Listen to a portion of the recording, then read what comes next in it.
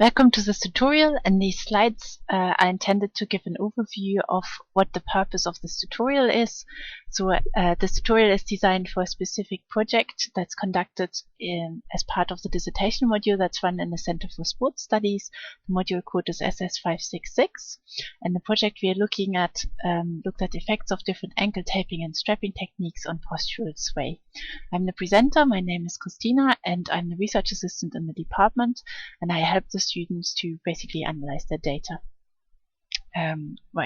So the study that we cover assessed the effect of different ankle taping and strapping techniques on postural sway, and used 27 healthy, physically active individuals as participants.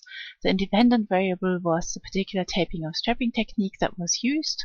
So we had a control condition where no tape or strap was used, and then the different techniques were heel lock, figure of 8, basket weave, A60, and air sports brace.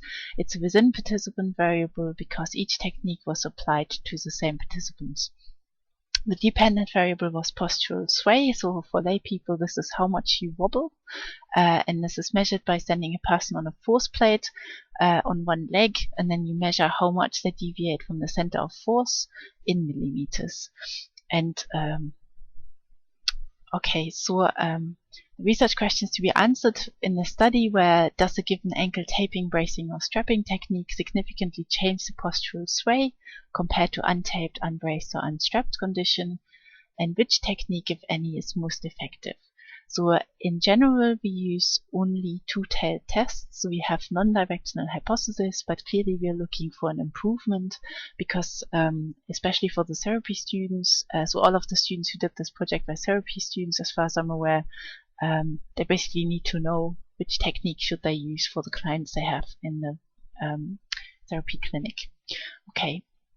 There are multiple parts to the tutorial. In the first part, we look at how you transfer the data from Microsoft Word to Microsoft Excel. And the reason that I'm doing this is that a lot of students actually record the data in Microsoft Word. And then once we have it in Excel, we look at how do we prepare this for import into IBM SPSS 19, which is the software package we use for the statistics. In the second part of the tutorial, I show the students how to determine whether their data should be analyzed using a paired t-test. So basically, should I use a parametric test or a non-parametric test? And in this case, the parametric test would be a paired t-test, and the non-parametric test would be a Wilcoxon-signed rank test. And they basically do this by checking whether the assumptions are met for a parametric test. And then in specifics, the normality assumption is assessed by conducting Shapiro-Wilk W tests.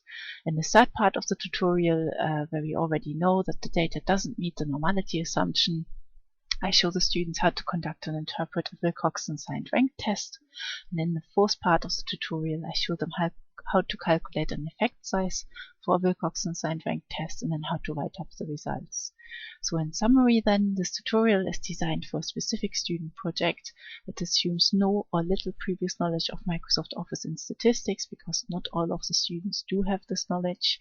It uses 5 separate pairwise comparison instead of running a repeated measures one-way analysis of variance, which is an alternative way of doing this. Basically, this was a decision of the supervisor. We want to keep it as simple as possible.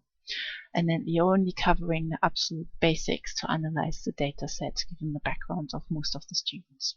Okay, so I hope you enjoy the tutorial. If you have any feedback, even if it's bad, I would be very, very happy to receive some. My email is kcd@kent.ac.uk, so just send me an email. Okay, thanks very much and enjoy the tutorial. Bye.